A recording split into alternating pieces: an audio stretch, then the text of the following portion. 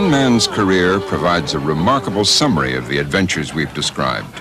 He was Samuel Clemens, better known to the world as Mark Twain, a name he adopted from his early experiences as a riverboat pilot. Next, he headed west and went mining in Nevada. He worked as a journalist in California. He would have seen gambling, fighting, drinking, and tall talk. Finally, famous and well off, he took the railroad back east. "I've been an author for 20 years, he wrote to a correspondent, and an ass for 55. A generation after his death, Ernest Hemingway wrote, "All modern American literature comes from a book by Mark Twain called Huckleberry Finn. There was nothing before, there has been nothing as good since." Until Mark Twain, there had been dialect writers who wrote as such, with absolutely strangulated phonetics that were almost impossible to read. And what Mark Twain did, he was the first writer to take spoken American and use it in literature. In other words, use not only the dialogue, but use his own accounts, because he was very often doing it from somebody who was himself, like Huck Finn, illiterate or semi-literate. Huckleberry Finn begins his own story with these words. "You don't know about me without you've read a book by the name of The Adventures of Tom Sawyer. But that ain't no matter. That book was made by Mr. Mark Twain, and he told the truth, mainly. There was things that he stretched, but mainly he told the truth. That's nothing. I never seen anybody but lied one time or another."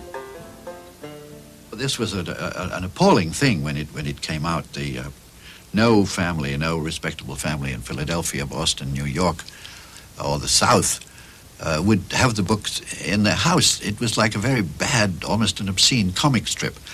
It was curiously the English who spotted Mark Twain, as somebody said, the American Chaucer. He transformed written English. You can write vernacular English and print it, and it will be acceptable.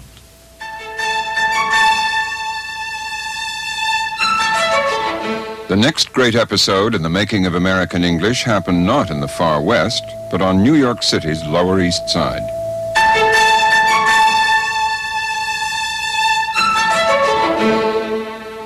In the last decades before the First World War, the city was the focus of a massive non-English-speaking immigration.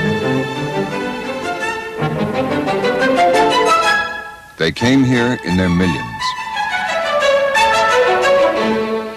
In this new world of hope and opportunity, they quickly became assimilated.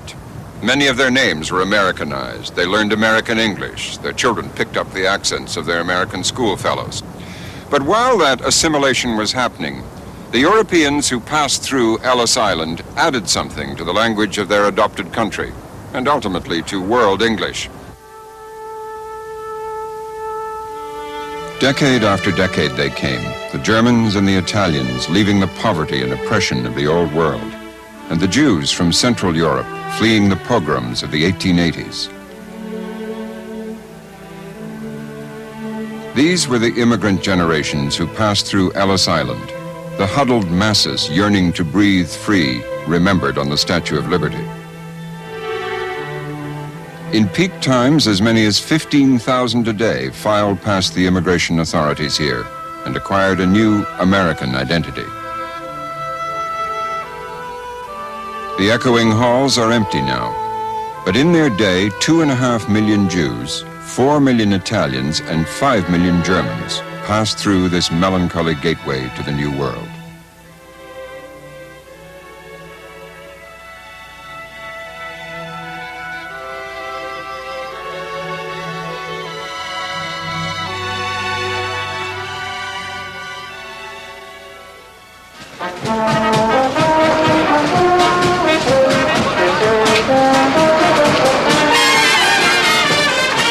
There's a little Italy in all the older American cities.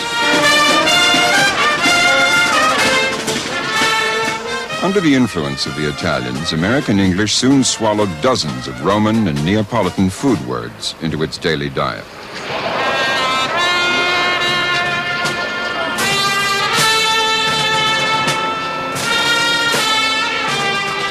Like Poles, Hungarians, Chinese, The Italians made a big contribution to American culture, yet their language influence was mainly in food words.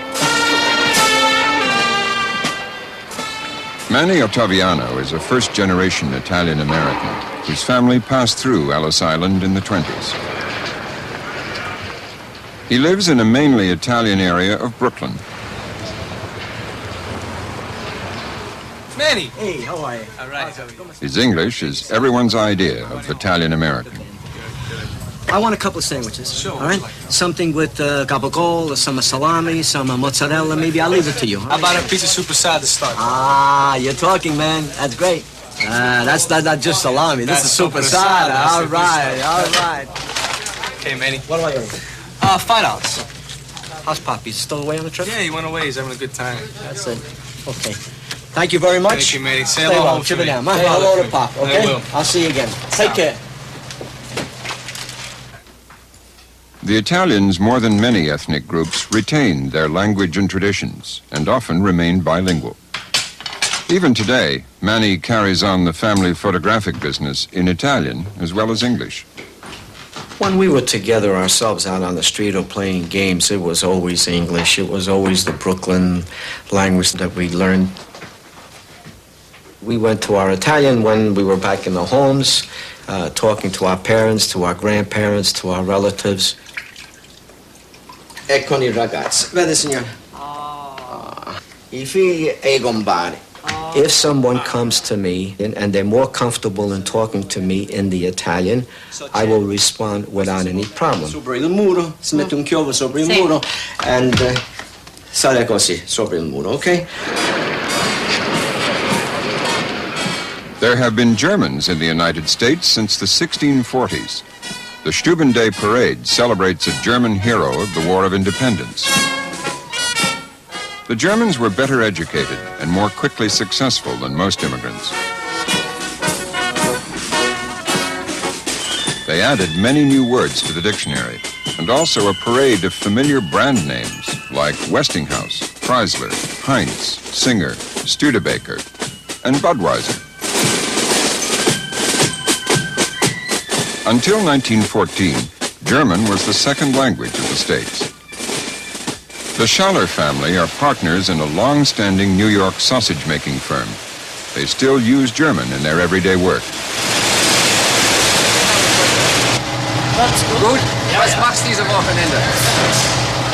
Gehst du jagen? Fischen. Willigen jagen.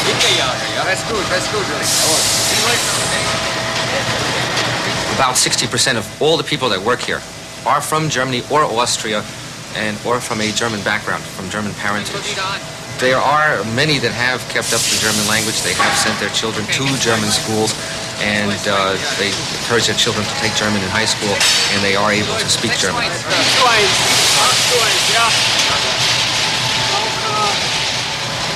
By 1860, there were 38 daily German newspapers in American cities like Berlin, Bismarck, and Frankfurt. But the legacy of the two world wars has disguised part of the German-American contribution.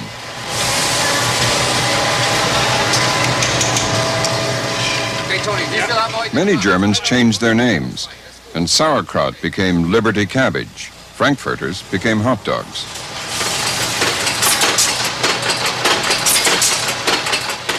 But before that happened, the intermingling of the languages enriched English. I think Disneyland's getting most of it. Oh, yeah? Sometimes the mixing of the languages makes the person